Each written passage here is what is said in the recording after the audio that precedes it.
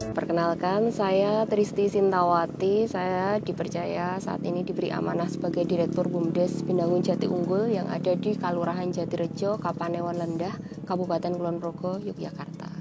Usaha BUMDes Binangun Jati Unggul itu kan ada 3 nih. Yang pertama itu jasa keuangan, yang kedua itu perdagangan dan produksi pertanian. Kita dirikan di tahun 2018. Iya, awal 2018, tepatnya 18 Januari 2018. Waktu itu kita diberikan penyertaan modal tidak cukup banyak memang, Rp38.504.000. Dari yang kita minta 200 juta saat itu. Proposal yang kami minta 200 juta, tapi nggih karena awal nggih, karena pemerintah itu pasti berpikirnya kalau ngasih modal BUMDes banyak ya nanti kalau berkembang, ya nanti kalau menghasilkan, kalau tidak profit nanti malah uangnya habis, kan mending dipakai untuk pembuatan jalan yang langsung manfaatnya terasa ya, seperti itu. Iya, terlihat waktu itu seperti itu. Jadi memang di 2018 awal itu misi kita adalah waktu itu karena modalnya juga masih kecil kan, itu gimana caranya kita menciptakan trust kepada pemerintah desa dan juga masyarakat bahwa BUMDes ini bermanfaat untuk masyarakat dan pemerintah desa. Nah, yang kita lakukan waktu itu, kita selain di perdagangan fokusnya padi dan turunannya, itu juga menanami lahan-lahan kas desa itu yang tidak selama ini tidak ditanami. Waktu itu kita tanami ada jahe, ada suwek, ada pisang, dan ada juga kunyit juga, tapi kita gagal di situ. Jadi untuk penanaman kita gagal, bahkan di November 2018 neraca di usaha perdagangan dan produksi pertanian ini minus 26 juta. Dari 35 dengan dari yang iya 30 iya 38 juta kita minus 26 juta. Nah, padahal kan misi kita itu menciptakan trust nggih. Ya gimana kita kalau rugi kan berarti trust kita jadi jelek gitu kan. Nah, terus kita berusaha nggih waktu itu di Desember 2018 itu kan panen raya, di sini ada panen raya. Padahal kan kita nggak punya modal, tapi gimana caranya kita menciptakan trust. Akhirnya di 2018 kita putuskan kerjasama dengan Bulog. Waktu itu kami langsung menghubungi Pak Kadifri langsung, pokoknya saya ngotot ketemu langsung dengan Kadifri Jogja waktu itu, Pak Kholisun yang sekarang memegang Jateng. Kami diskusi gimana caranya biar BUMDes meskipun tidak punya modal, tapi kami bisa kami jujur waktu itu kami minus Pak di 26 juta. Nah, di sini kami tawarkan kerjasama yang sifatnya saling menguntungkan.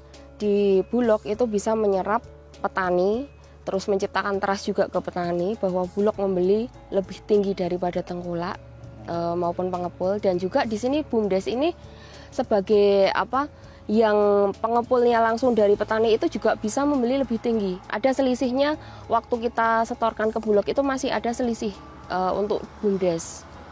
Nah, di situ waktu itu juga agak kebingungan Pak Kadifri waktu itu, lah gimana caranya Mbak pengen untung tapi kita harus membeli lebih tinggi dari pengepul dan sebagainya. Nah, akhirnya kita bermain di beras khusus waktu itu. Jadi ada spek-spek tertentu yang harus kita jalankan. Tapi alhamdulillah waktu itu maksudnya dengan spirit kita bahwa kita mau, kita bisa, nggak aja yang tidak bisa kita lakukan kalau kita mau. Akhirnya kita bisa menyerot hampir 200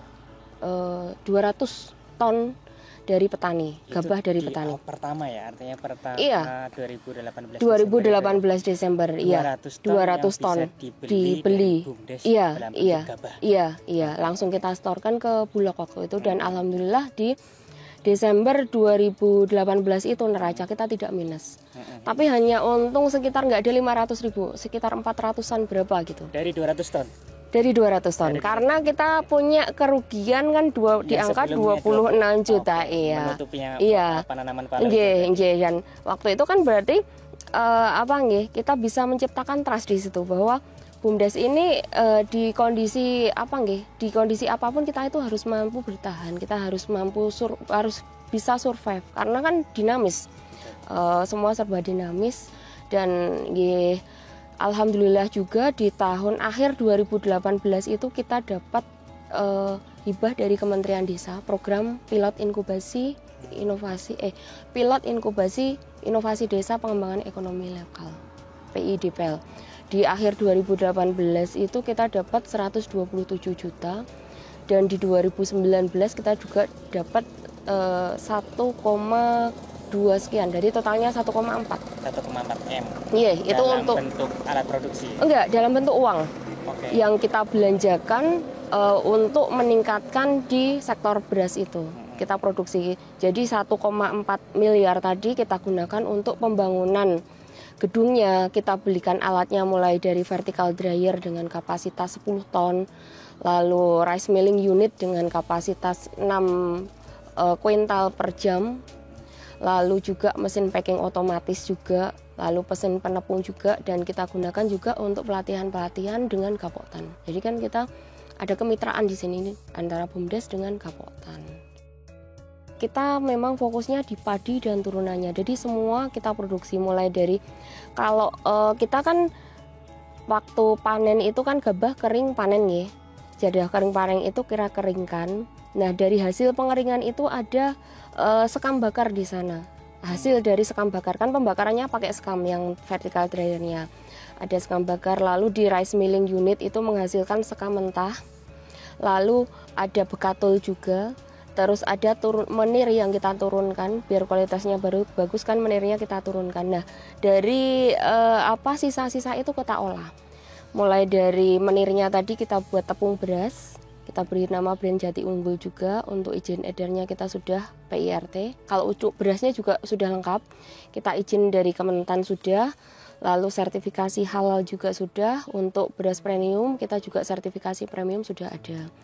Itu untuk itu. Lalu untuk bekatul itu untuk pakan ternak. Memang belum dimaksimalkan untuk bekatul ini karena ini baru kerjasama dengan sekolah vokasi UGM. Kita baru meneliti bekatul ini biar bisa digunakan untuk yang bisa dimakan. Jadi konsentratnya kan tinggi itu. Bekatul itu kayak kan serat. Itu kemungkinan besar itu bisa dimanfaatkan untuk makanan. Jadi bekatul kita itu berbeda dengan bekatul pada umumnya. Kalau di penggilingan pada umumnya itu kan tercampur dengan sekam. Tapi kalau kita enggak, bekatul kita itu hanya dari kulit ari beras saja. Jadi bekatulnya sangat halus. Sangat lembut sekali. Iya, sangat lembut sekali. Persis seperti tepung terigu. Iya, jadi boleh tes premium ini. Iya. Iya, jadi sebenarnya kalau cuma untuk pakan ternak aja sayang gitu. Iya. Jadi ini baru kita kembangkan untuk ke arah produksi makanan. Nah, terus untuk sekamnya tadi itu kita olah lagi menjadi media tanam. Sekam mentah, sekam bakar kita fermentasi, kita campur dengan pupuk kandang dan juga kokopit itu menjadi media tanam. Jadi hasil dari padi itu nggak ada yang tersisa. Semuanya terolah. Semua terolah. Kalau kita permasalahannya itu ya untuk alat kita belum semua terpenuhi. Jadi kita masih butuh di sini kebi, dan insya Allah kalau kebi ini kita tahun ini dapat pengabdian masyarakat dari UGM juga itu mau digunakan untuk kebi. Lalu kita juga belum punya color sorter. Jadi color sorter itu untuk menyortir beras yang selain warna putih. Misalkan ada warna hitam, ada warna kuning itu bisa tersortir untuk menghasilkan beras yang premium. Itu kita belum punya. Jadi kita masih punya hambatan di kualitas di mesinnya. Lalu kita untuk pemasaran juga kita masih terus meningkatkan, meluaskan jaringan pasarnya. Jadi melalui medsos dan juga melalui offline-nya kita ada person marketingnya. Jadi di sini sangat kita push untuk pemasaran besar beras ini di person marketing di usaha perdagangan. Jadi kalau marketing itu kita fasilitasi handphone memang, tapi juga kita target. Ada target proses, ada target omset di sini. Target proses ini jadi setiap hari marketing itu harus melakukan kunjungan minimal 8 kunjungan dengan foto open kamera yang nanti dikirim ke kami untuk laporan. Jadi kan kita percaya bahwa hasil itu tidak mengkhianati usaha. kalau usahanya bagus, usahanya tepat, itu pasti hasilnya juga akan bagus. Jadi memang di sini kita dalam menentukan sebuah target itu kita ada jalan atau petanya itu yang harus dilakukan marketing itu apa, dan itu kita evaluasi setiap minggunya. Misalkan minggu ini kok belum tercapai target, apa sih yang kurang, apa sih kemarin yang harus dievaluasi seperti itu. Jadi biar bisa mencapai target. Iya. Ada berapa pegawai untuk yang di usaha beras? Kalau di usaha perdagangan ini ada 6.